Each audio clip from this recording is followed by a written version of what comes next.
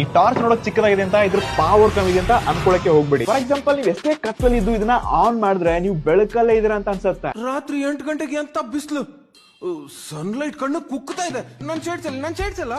ಒಟ್ಟಾರೆ 4 different mode ಗಳೊಂದಿಗೆ 680 metre range ಸಿಗುತ್ತೆ. ಮತ್ತೆ ಈ ರೀತಿ ಹೆಡ್ ಅಡ್ಜಸ್ಟ್ ಮಾಡ್ತಾ ಹೋದಾಗೆ ಬೆಳಕು ಕೂಡ ತುಂಬಾ ಶಾರ್ಪ್ ಆಗ್ತಾ ಹೋಗುತ್ತೆ. ನಾವಿದ್ರ ಅಸಲಿ ಟೆಸ್ಟ್ ಮಾಡಕ್ಕೆ ನಮ್ಮ ಊರಲ್ಲಿ ಹೋಗ್ತಿದ್ವಿ. ದೂರದಲ್ಲಿ ಟವರ್ಸ್ ಗಳ ಮೇಲೆ ಬಿಟ್ವಿ, ಬಿಲ್ಡಿಂಗ್ಸ್ ಮೇಲೆ ಬಿಟ್ವಿ, ಇವನ್ ಲೋಕಲ್ ಬ್ಯಾಟರಿ ಜೊತೆ ಕೂಡ ಇದನ್ನ ಕಂಪೇರ್ ಮಾಡಿದ್ವಿ. ಈ ಬೆಳಕೇನ್ ನೋಡ್ತಿದ್ರ ಇದು ಲೋಕಲ್ ಬ್ಯಾಟರಿ ಇರುವಂತ ಬೆಳಕಿದೆ. ಇನ್ನು ಈ ಫಿಲಿಪ್ಸ್ ಟಾರ್ಚ್ ನ ಬೆಳಕು ನೋಡ್ಕೋಬಹುದು. ಓ ಮೈ ಗಾಡ್, ಎಷ್ಟೊಂದು ಬ್ರೈಟರ್ ಆಗಿದೆ. ಆದ್ರೆ ನಾವು ಅಷ್ಟಕ್ಕೆ ಸುಮ್ಮನೆ ಆಗ್ಲಿಲ್ಲ ಗುರು. ರಾತ್ರಿ ಬೈಕ್ ಹೆಡ್ ಲೈಟ್ಸ್ ಕೂಡ ಆಫ್ ಮಾಡಿ ರೋಡ್ಸ್ ಮೇಲೆ ಕೂಡ ಟೆಸ್ಟ್ ಮಾಡಿದ್ವಿ. ಈ ಬೆಳಕೇನ್ ನೋಡ್ತಿದ್ರೆ ಇದು ನಾರ್ಮಲ್ ನಮ್ಮ ಬೈಕ್ ಇರುವಂತ ಹೆಡ್ ಲೈಟ್ ನ ಬೆಳಕು ನೋಡ್ತಾ ಇದ್ರ. ಇವಾಗ ಏನ್ ಆನ್ ಮಾಡಿದೀನಿ, ಎಸ್ ನೋಡ್ಕೋಬಹುದು. ಓ ಮೈ ಗಾಡ್, ಎಷ್ಟೊಂದು ಬ್ರೈಟರ್ ಮತ್ತು ಹೆವಿ ಆಗಿರುವಂತ ಬೆಳಕು ಬರ್ತಾ ಇದೆ ಈ ಫಿಲಿಪ್ಸ್ ಟಾರ್ಚ್ ಇಂದ. ಆದ್ರೆ ಇಂಥ ಟೈಮಲ್ಲಿ ನಿಮ್ ಬೈಕ್ ಮುಂದೆ ಯಾರಾದ್ರೂ ಬಂದ್ರೆ ನೀನ್ ಗೇಟ್ ಹತ್ರ ಇಲ್ಲ, ಅವನೇನಾದ್ರೂ ಓಡಿ ಹೋಗ್ಲಿಕ್ಕೆ ಪ್ರಯತ್ನ ಮಾಡಿದ್ರೆ ಅವನಲ್ಲೇ ಬಡ್ದು ತೆಗೆ ಹೇಳ್ತಾರೆ.